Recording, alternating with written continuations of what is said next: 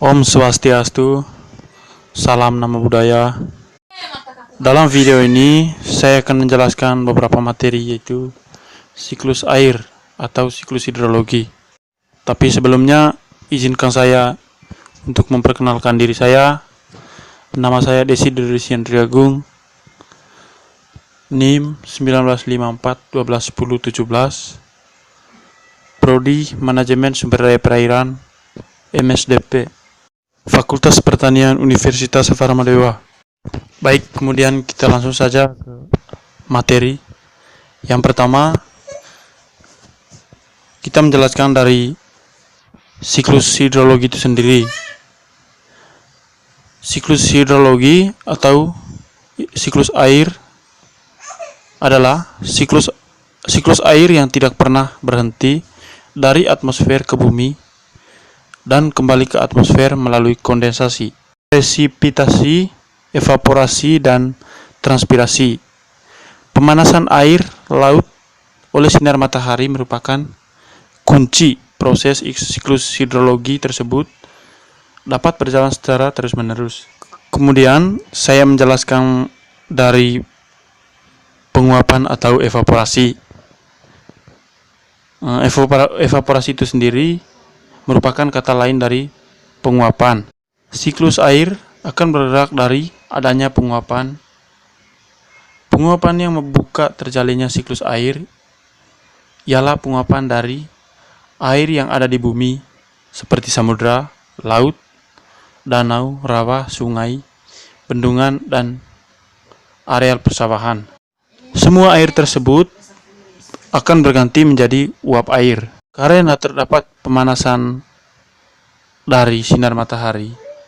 Maka keadaan inilah yang disebut dengan evaporasi atau penguapan. Kemudian akan terjadi proses pembentukan awan. Awan itu sendiri dapat terbentuk jika terjadi kondensasi uap air di atas permukaan bumi. Kumpulan titik-titik air hasil dari uap air dalam udara yang mengembun, inilah yang terlihat sebagai awan. Makin banyak udara yang mengembun, makin besar awan yang terbentuk. Kemudian dari pembentukan awan, kita beralih ke kondensasi. Kondensasi itu sendiri merupakan suatu metode bergantinya uap air menjadi partikel.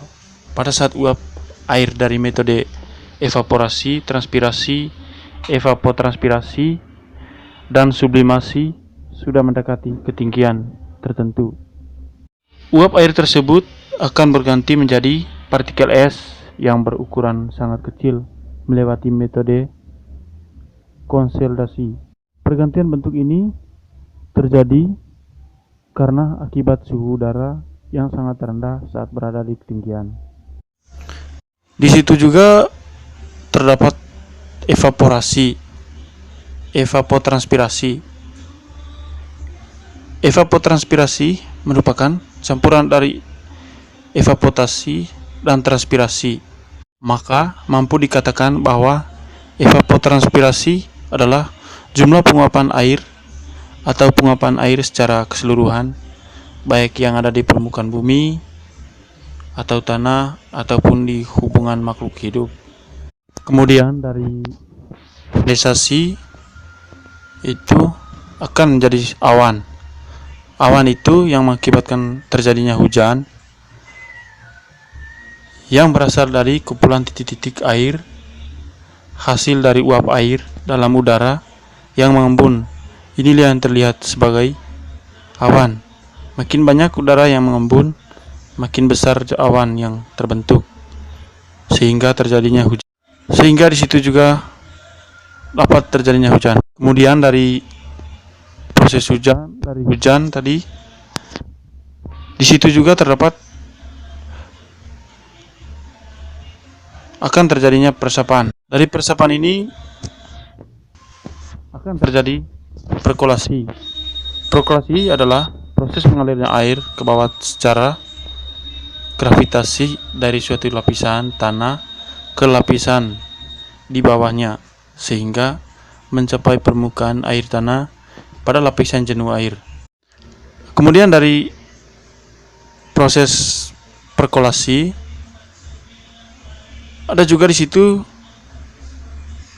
aliran air di bawah permukaan, sehingga terjadi dari perkolasi sehingga terjadi aliran air bawah permukaan. Kemudian ada juga di situ terdapat runoff. Runoff itu sendiri merupakan suatu metode pergerakan air dari tempat yang tinggi menyasar ke tempat yang lebih rendah yang terbentuk di permukaan bumi.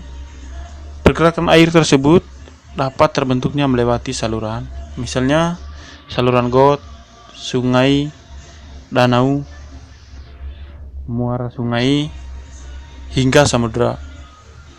Metode ini mengakibatkan air yang telah melewati siklus air akan kembali menuju ke lapisan hidrosfer, dan semuanya itu akan kembali pada sempulannya, yaitu ke laut. Kemudian laut akan proses penguapan lagi. Oke, baik, sekian dari saya. Semoga bermanfaat. Terima kasih.